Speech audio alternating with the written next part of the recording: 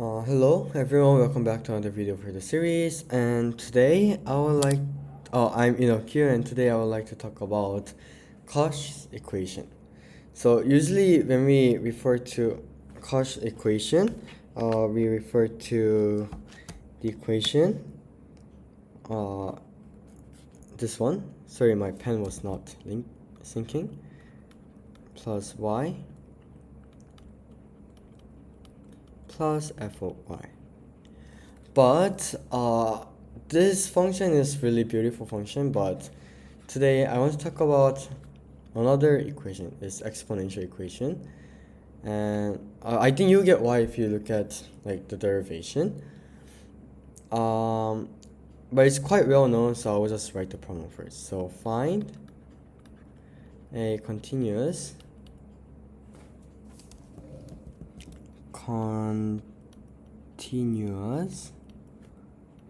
function f from R to R such that f of x plus y equals f of x times f of y. Yes, so I think this is quite well known, but I just wanted to make a video about this because I didn't know about this, and I think it was really fun to learn about it. So here is the solution.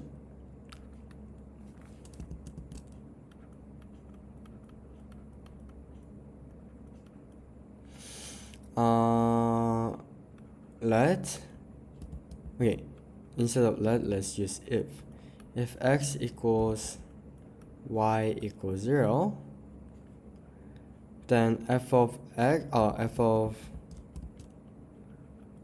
0 equals f of 0 squared.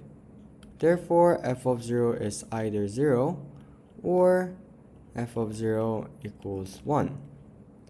Now this leads to two cases. The first one is when f of 0 equals 0, and the second case is when f of 0 equals 1. Oh, and I forgot to define continuous function. So let's leave these on the side a bit, and I will just briefly explain continuous function. Sorry, I forgot to explain it. So a very I would say basic explanation would be, okay, so for every point in a function, let's just choose a point here, and you want to extend it. So look at it carefully here, and you don't see a sharp point but a single line. As you magnify further and further, then it's continuous. So if you see a pointy point here, it's not a continuous function. If it's disconnected, it's not continuous. If it is unbounded, it's not continuous. But this doesn't seem that rigorous, so I think a little more rigorous definition would be a function f is continuous on the point a comma f of a if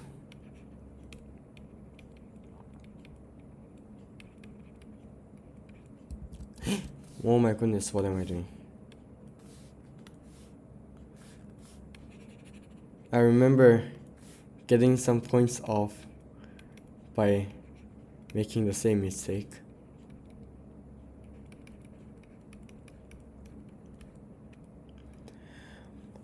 This is how I like to define continuous function, but I don't really get why the textbook does not use this way of defining, because I think most calculus course and textbook, they define continuity with these strict criteria, and the first one is when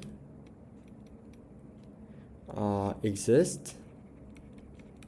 So we say a function f of x is continuous at x equals a if all of these three criteria satisfy.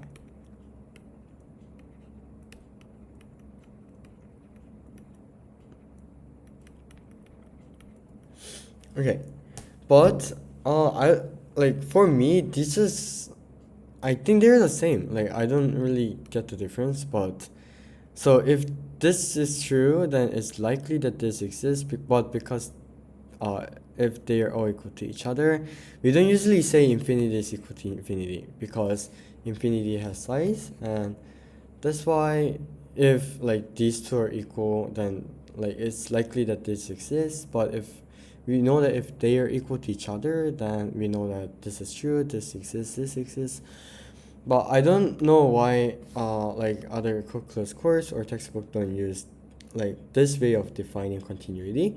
Maybe I might have missed a few important information. If you think like this way of defining is not correct, please feel free to leave a comment below. And the reason why this should be like more correct, I would say, yeah, more correct way of defining continuity. Like because personally I don't really get it, but I do love the definitions that were given by every calculus course I took and even textbooks. So I love everything. So let's get back to this topic. So first case is when f of x, f of 0 equals 0. Then we have if y equals 0. And the reason why I'm not saying like let y equal 0 is because I don't want this fact to be like, I will say universal. And yeah. So we have f of x equals f of x times f of y, which is f of 0, and this should be clearly equal to 0. So we have f of x equals 0 always, and this is our trivial solution. Now let's consider our second case. Our second case is when f of 0 equals 1. Now this case, when we say that y is equal to 0, it doesn't really help because we'll only get f of x equals f of x.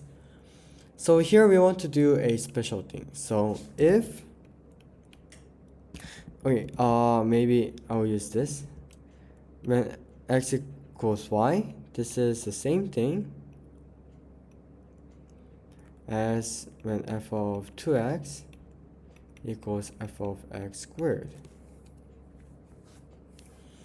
I'll just say this implies this. If y equals 2x,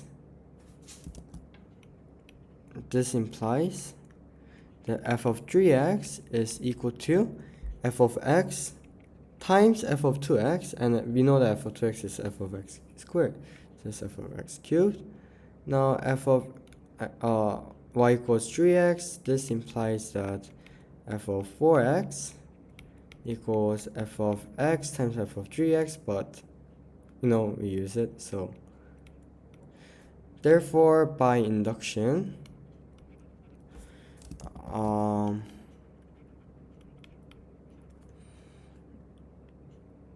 f of nx is equal to f of x to the power of n.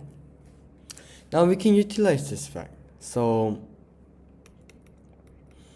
if x equals like 1 over m, where m is not equal to 0, then we have f of n over m equals f of 1 over m to the power of n.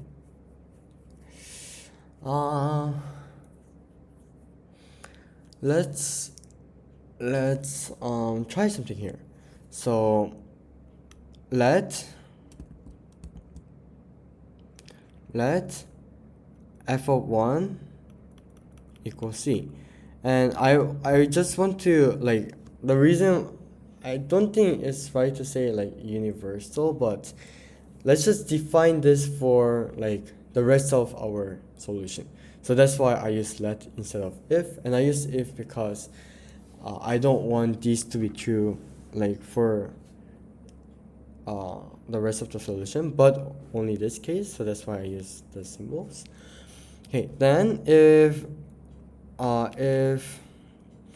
n equals m and x equals 1 over m, then we have f of, like here, 1 equals f of 1 over m to the power of m. And this is clearly equal to c. Okay, so let's compare these two. We have same f of 1 over m. Now, we know that f of 1 over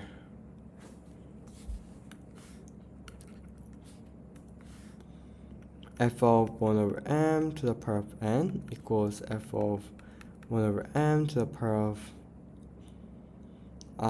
m times n over m, which is simply equal to c to the power of n over m.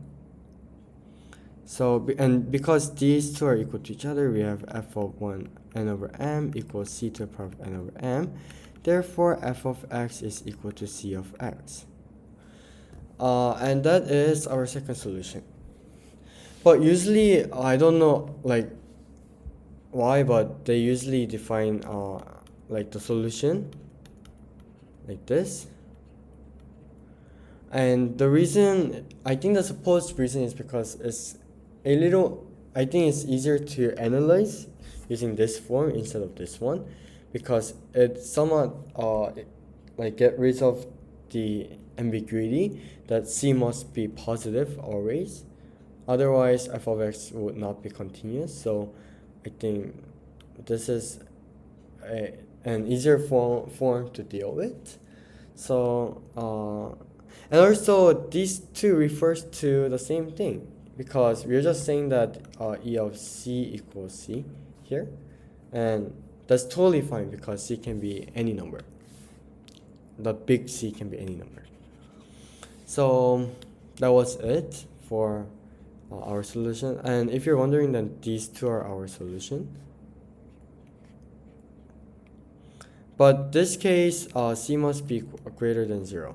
But if you use this form, then that kind of get rid of that ambiguity. So, but the fact that the solution is exponential stays constant. So, I think I really loved. So actually, I first found this as a problem instead of like the Cauchy equation, but I later found out that this is a very classic and well-known fact. So I hoped you enjoyed this like problem, and tomorrow I'll try to come back with another very fun and interesting problem or like concept like today. And thank you so much for watching this video, and see you tomorrow. Bye.